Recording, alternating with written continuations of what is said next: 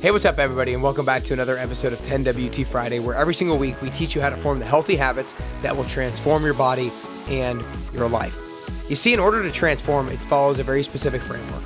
Number one, you have to start with your why. Number two, you have to set your goal. Number three, identify your weekly behaviors that will get you to your goal. Number four, you have to set micro habits every single week that will set you up for success. And number five, you have to track your progress on a scoreboard. If you do these steps, your habits are going to be rock solid, your self-confidence will skyrocket, and you'll be on the path to your best you. Every single week, we help individuals who are hungry for growth, people just like yourself, optimize their potential.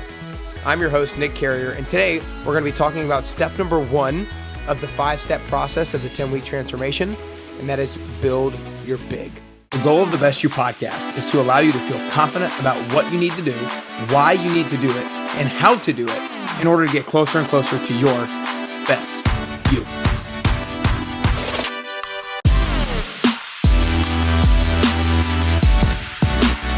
Your big, your BYG is your best you goal, and it's your why behind your fitness. You see, your why is not just what gets you started, but it's what keeps you going when what you started gets tough.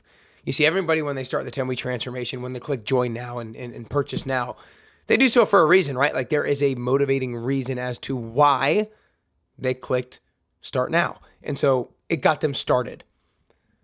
But then when people get going in the 10-week transformation, they're motivated in the beginning. But then inevitably, no matter what goal we're working towards, there just hits a time where you're maybe not as motivated. You're a little bit more tired, or just things are going on and you're not as focused on it. So in weeks 4, 5, and 6, when we have maybe that lack of focus or lack of motivation, we need to tap back into why the hell we started in the first place. Because again, your why is not just what gets you started, but it's what keeps you going when what you started gets tough. You need to leverage your why to keep you going when times get tough in the short term. So how do you actually come up with your why? Because oftentimes it's kind of funny how we as human beings don't always know why we do certain things. So sometimes we have to ask ourselves the right questions in order to come up with the right reasons as to what were the motivating factors behind our decision making. And so when it comes to your why, there's kind of 3 different components to building out your big, to building out your why.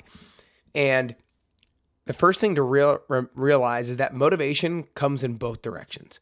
There's the motivation to avoid something, and there's the motivation to work towards something.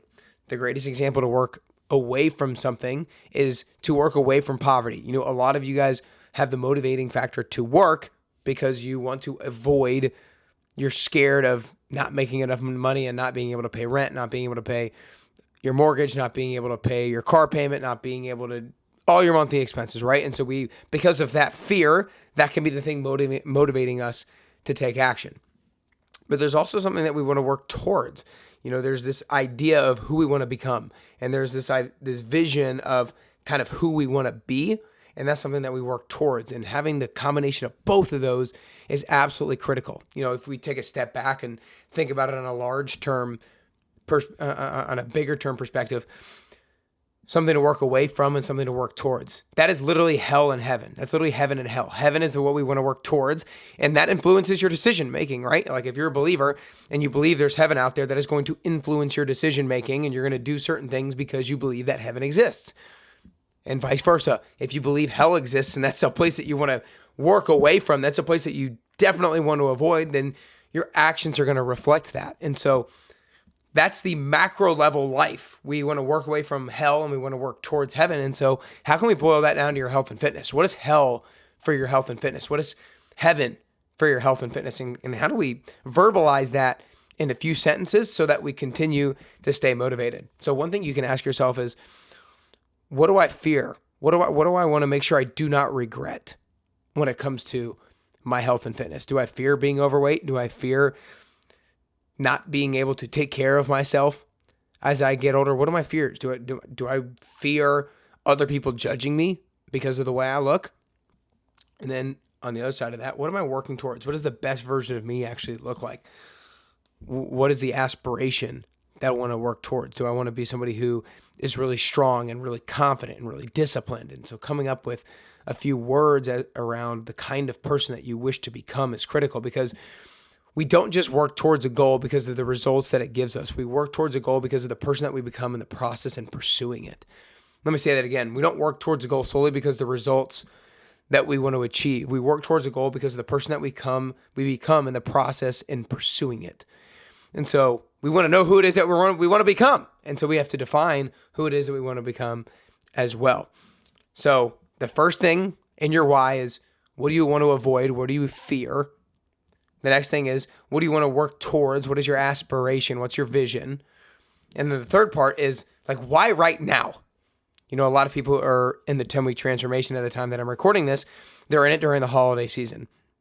And a lot of people told me in the beginning what their big was, what their why was. And they said they've done the 10-week transformation multiple times in a row. And they're like, my why hasn't changed. And I'm like, I understand. Your why overall maybe hasn't changed because you still want to be confident. You still want to be disciplined. You still want to be all these things. You still want to be the best version of yourself. But give me your why for doing this 10-week transformation. Give me your why for doing the 10-week transformation between October 17th and December 23rd. Give me your why for that timeline. And that got people verbalizing about how they fear that during the holidays, they often fall off track and they want to avoid starting 2023 regretful of all the decisions that they made. And so when you can pinpoint your decision making and your why to the time frame in which you're working on the goal, then it can be really powerful as well. So kind of the three different parts to your why is, what are you trying to avoid? What do you want to work towards? And why right now? Pinpoint your frustration and making it an emotional reason as to why right now.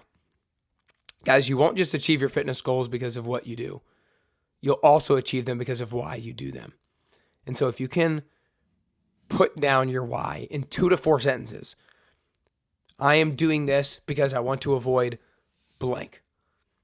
I'm also doing this because I want to become the type of person who is blank.